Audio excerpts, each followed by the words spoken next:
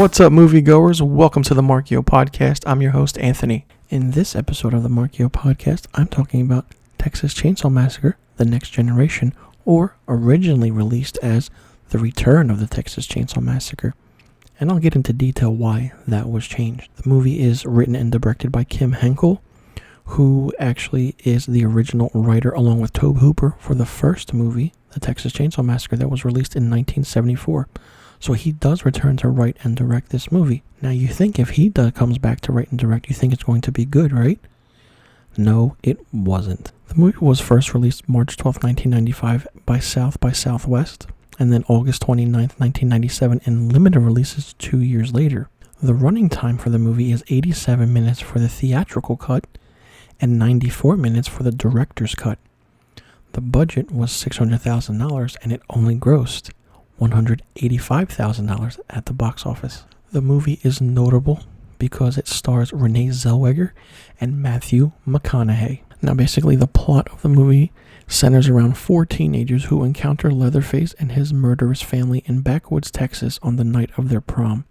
It is the fourth installment in the Texas Chainsaw Massacre series and features in certain uncredited cameos from the original film. Now, writer-director Kim Henkel had previously co-written the original Texas Chainsaw Massacre with Tobe Hooper. Now, the events of the previous two sequel films are addressed in the Next Generation's opening prologue as two minor yet apparently related incidents, which happened after the events of the original film, though no explanation is given for how Leatherface survived. The film was screened as The Return of the Texas Chainsaw Massacre in 1995, before Columbia Pictures shelved it. 2 years later, it was recut and released under the title The Texas Chainsaw Massacre, The Next Generation on August 29th, 1997. And basically the reason they did this was because Renee Zellweger and Matthew McConaughey had both become major Hollywood stars. But still, even though their names are on it, this movie was a critical and financial failure. Now basically in this movie the name Sawyer is not mentioned. Basically it's changed to Slaughter. It's different.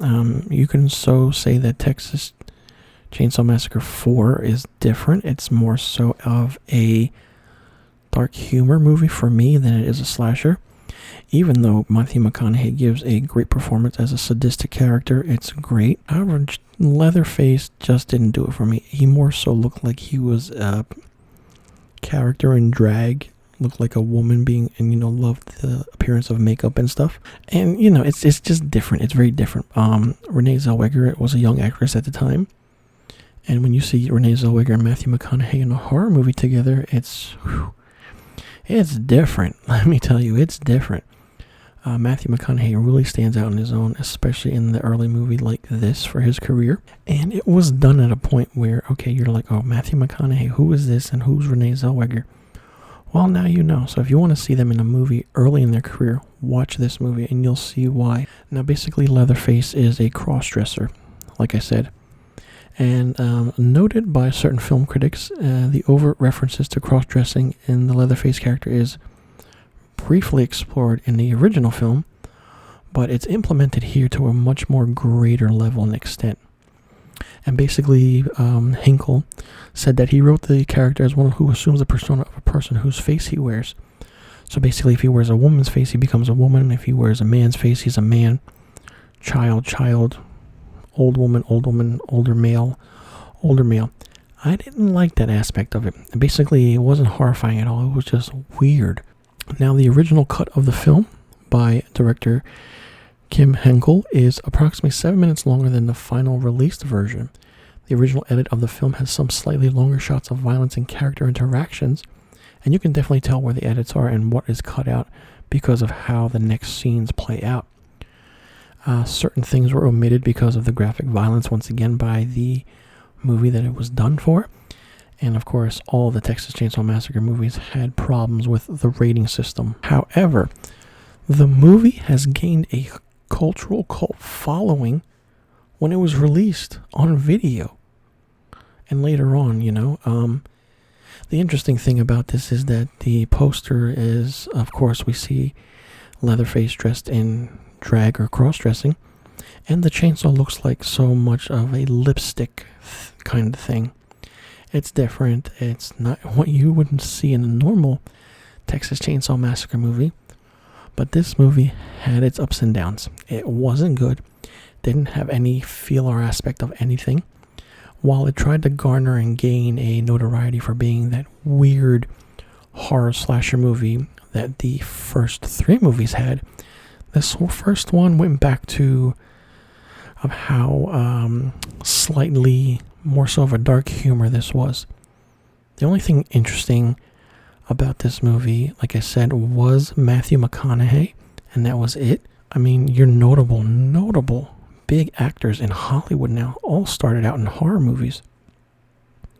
And I'm very curious to see, like, if you mention certain movies that they were in horror movies, to see what the reaction is now of how they think they would feel if they did that again. Listen, if you give me a Texas Chainsaw Massacre movie now starring Matthew McConaughey, you know it's going to be a big hit. But at the time, both him and Renee Zellweger became big stars, but they just couldn't help the notoriety of this movie at all. The movie's different. It doesn't have that same feel that the first three movies had, especially how the feel and look of the last movie, which was the third movie. Of course, you see Viggo Mortensen in that one, and then you see Renee Zellweger, Matthew McConaughey in this one. Then you're like, holy shit, what can happen now? So as I said, if you make 3 or more horror movies, that's it. Just make a horror movie a trilogy and don't make any more after that. Because once you make a 4th or 5th, 6th, 7th, 8th, 9th, 10th, 11th, 12th, 13th installment of a movie, it's not going to be good at all. And this just goes to show that the 4th installment of the Texas Chainsaw Massacre, the 4th installment, ladies and gentlemen, was the worst one ever. Even when big stars as Renee Zellweger and Matthew McConaughey are in this movie together. So let me know in the comment section below what you think about Texas Chainsaw Massacre, The Next Generation. And if you saw it, and if you didn't see it, will you be checking it out now that I mentioned it? I know a few listeners on my podcast haven't seen any movies that I've talked about, and they're, getting up to date with certain things. And I really can't wait to see what they think about certain movies that they haven't seen yet, especially horror movies that I'm talking about now. And do you think Renee Zellweger and Matthew McConaughey did a good job in this movie? And do you think that, you can't say it hurt their popularity or their rise to fame, because look at them now, Renee Zellweger and Matthew McConaughey are both Oscar winners. So, something good came out of this movie, 2 Oscar-winning actors. So let me know in the comment section below to the questions I just asked. And be sure you tune into the next episode of the Marchio podcast, where I talk about the Texas Chainsaw Massacre, the 2003 remake. And be sure you click that subscribe button and hit that notification bell for new videos and new podcast episodes on the Marchio Productions YouTube page. And follow Marchio Productions on Instagram, Facebook, and Twitter. And follow me, Anthony, your host, on Instagram and Twitter at misterfilmstock. And follow the Marchio Podcast on Instagram, Facebook, and Twitter. I'll leave a link to all the social media accounts in the description box below. You can check it out and follow along. All right, everyone, that does it for today's episode. I'm your host, Anthony. Thanks for tuning in. How could I hurt a pretty face like this? Huh? But then, I am in the mood for love.